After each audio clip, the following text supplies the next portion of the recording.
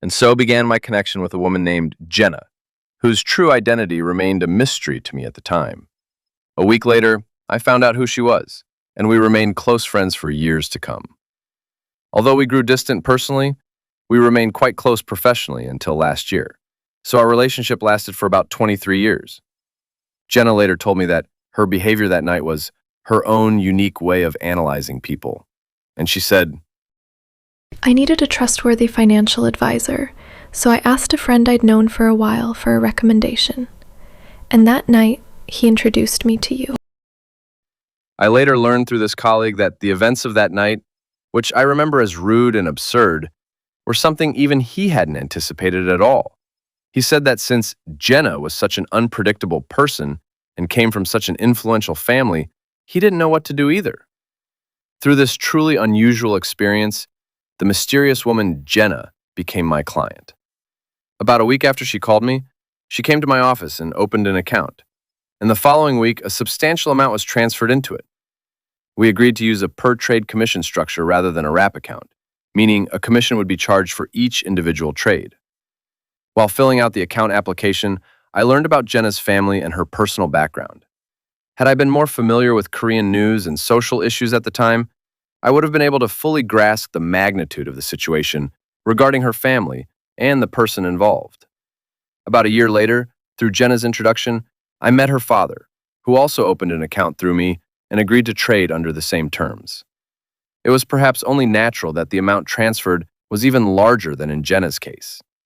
In her father's case, I began following Korean news closely in the late 1990s, which is how I first heard about this person and their family's reputation. Contrary to that reputation, they were a very gentle and thoughtful person. They treated me kindly, not because I was their financial advisor, but with the same warmth as a close, middle-aged neighbor next door.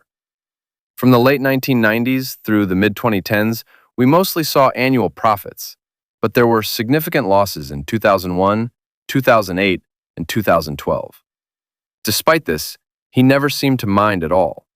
Although he is no longer with us, I remember him as a truly precious person, someone who started out as a client, but eventually became like an uncle to me. A few years after I began their transactions, two small concerns arose. Should I have paid attention to their social standing in Korea? Should I start paying attention now? But from the very beginning of our business relationship, I had my own standard. I am merely their asset manager in the US. I don't need to worry about their standing or influence in Korea, nor do I need to adjust my attitude to match their social status. This attitude persisted even after I began working in Korea. I believe this approach was the most appropriate and stuck to it, but there were quite a few instances where my arrogant attitude left the people around this father-daughter client pair feeling quite flustered.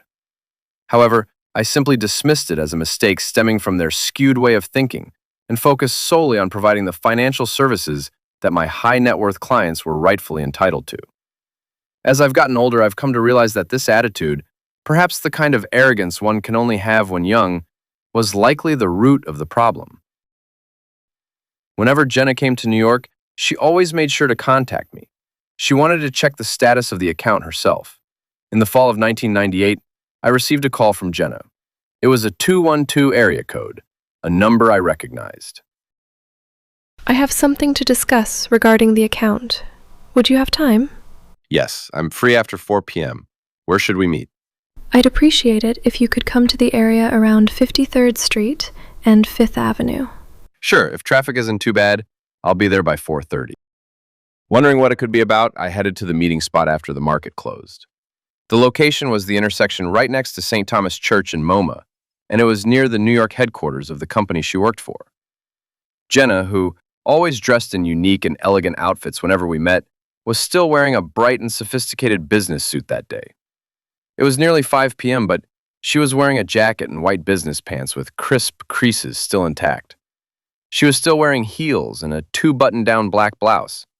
The combination of the pants, jacket, and black blouse created a retro look that would have fit right in on Charlie's Angels in the late 70s. And strangely enough, it suited her perfectly. Actually, the account story was made up.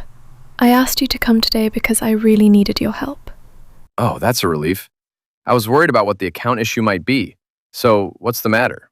English is still difficult for me, So, I have a few things I want to buy and would like you to come with me. As long as it wasn't about the bank account, I was all for it. Perhaps because my initial worry about whether my customer service had been lacking had been put to rest, my mood did a complete 180 degrees turn, and I actually felt very upbeat. She and I stopped by Saks Fifth Avenue and Tiffany's and bought various accessories. Jenna's purchasing power was so impressive that I could even sense the sales associates cautiously glancing at the display cases where we were standing. In fact, Jenna's English was so good that I didn't need to help her at all. I began to wonder why she had called me out. But since I was in a store I would never normally visit, I decided not to dwell on it. After we finished shopping, we started walking down toward 50th Street, and I was walking slightly behind Jenna. I wasn't in a position to carry her shopping bags, and since we weren't friends, I felt it wouldn't be appropriate for us to walk side by side. After walking for a while, Jenna suddenly stopped, turned around, and asked me, Why are you walking behind me? Come walk beside me. So the two of us started walking side by side. After walking a little further, she asked me again. Aren't you going to carry these bags? They're heavy.